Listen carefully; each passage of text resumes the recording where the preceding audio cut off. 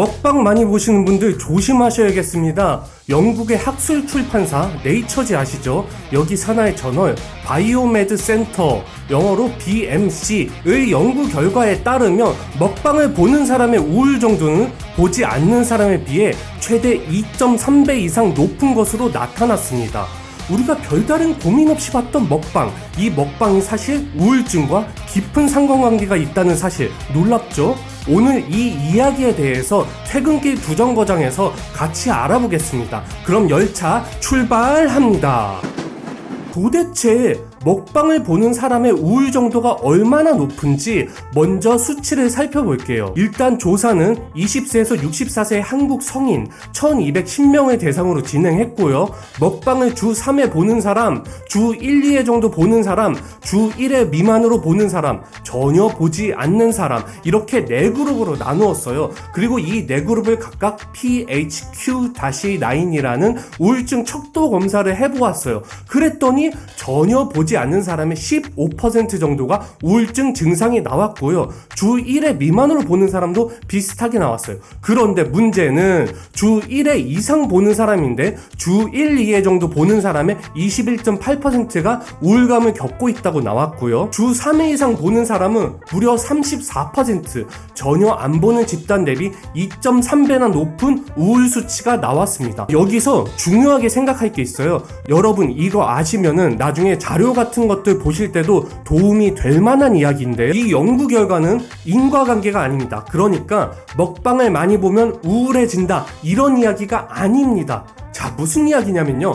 먹방을 많이 봐서 우울한 건지 아니면 우울한 사람들이 먹방을 많이 보는 건지는 잘은 모르겠지만 대체로 먹방을 많이 보는 사람이 우울한 사람들이 많더라, 이런 의미입니다. 이런 걸 상관관계라고 하는데요, 자료를 해석할 때도 상관관계와 인과관계를 잘 구분하는 것만으로도 큰 도움이 되니까 반드시 참조하시고요.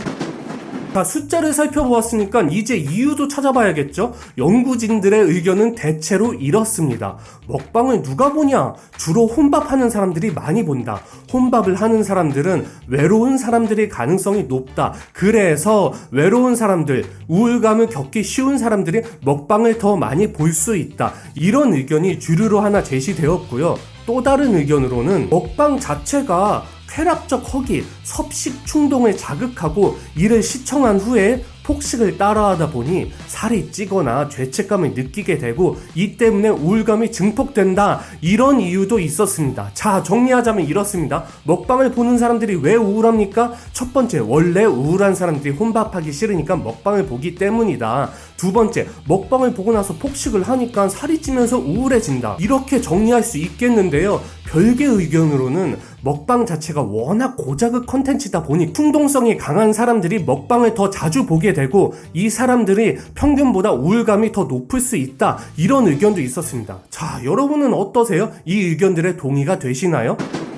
자, 그래서 먹방을 보지 말아야 하느냐? 그런 건 아닙니다. 대신에 먹방을 좀 건강하게 볼 수 있는 방법을 제가 제안 드리려고 해요. 첫 번째, 능동적으로 시청하기. 능동적으로 시청하랬다고 먹방처럼 아주 한도 끝도 없이 먹어보자, 이런 이야기가 아니라요, 먹방 음식을 보면서 따라 만들거나 아니면 먹방 음식을 친구와 같이 먹거나 먹방 음식을 먹은 후에는 산책을 한다던가 이렇게 옵션을 하나씩 준다는 거죠. 생산적 활동과 먹방을 연결시켜서 시청하게 되면 아무래도 먹방이 조금 더 긍정적인 영향을 끼치겠죠. 두 번째, 시청시간 제한하기. 취침 전에 보는 먹방은 아무래도 야식을 먹고 싶게 만들 거잖아요. 그러니까 좀 자제를 하고, 이제 이를테면은 잠자기 1시간 전에는 먹방을 시청하지 않는다, 이런 약속들을 저 스스로와 하는 것, 그리고 또 일주일에 3번 이상 먹방을 보지 않는다, 이렇게 횟수를 제한하는 것, 이렇게 시청을 제한하면서 먹방을 제한적으로 보게 되면은 아무래도 먹방이 끼치는 부정적인 영향에서 조금 더 벗어날 수가 있겠죠. 끝으로 세 번째는 트리거 피하기입니다. 왜 썸네일 보면은 와 사람들이 저걸 다 먹을 수 있어? 하는 그런 엄청난 양을 갖다 놓고 하는 먹방들이 있죠. 이런 거는 폭식을 유발할 수 있으니까 좀 자제를 하고요. 대신에 뭐 레시피를 알려준다든지 각국의 문화를 설명해 준다든지 음식에 대한 전통을 같이 이야기해 준다든지 이런 먹방을 좀 보게 되면 아무래도 식사 자체를 적정량으로 하게 될 것이고, 그리고 교양 수준도 조금 더 높아지는 그런 긍정적인 효과가 있을 수 있겠죠. 오늘은 먹방과 우울증의 상관관계에 대해서 알아보았는데요. 요새 그 약물 위고비 같은 것들 있잖아요. 이걸로 살 뺀다는 사람들이 많으시죠. 근데 이게 요요도 되게 심하고 요요를 피하려면 평생 주사를 맞아야 하는 등 부작용도 만만치 않다는 이야기가 나온다고 하더라고요. 너무 약물로 살 빼면 괜찮아, 먹방 계속 볼 거야, 이렇게만 생각하지 마시고 건강한 신체와 정신을 만드는 게 먼저다, 이렇게 좀 생각을 해주시면 좋겠고요. 가급적이면은 자극적인 먹방보다는 우리 퇴근길 두정거장과 같이 지식을 살찌우는 채널을 보시기를 간곡히 부탁드리면서, 오늘 방송 도움이 되셨다면 구독 꾹, 좋아요 꾹, 알림 설정 꾹 눌러주시길 바라면서 오늘 퇴근길 두정거장 운행을 마치겠습니다. 그럼 안녕.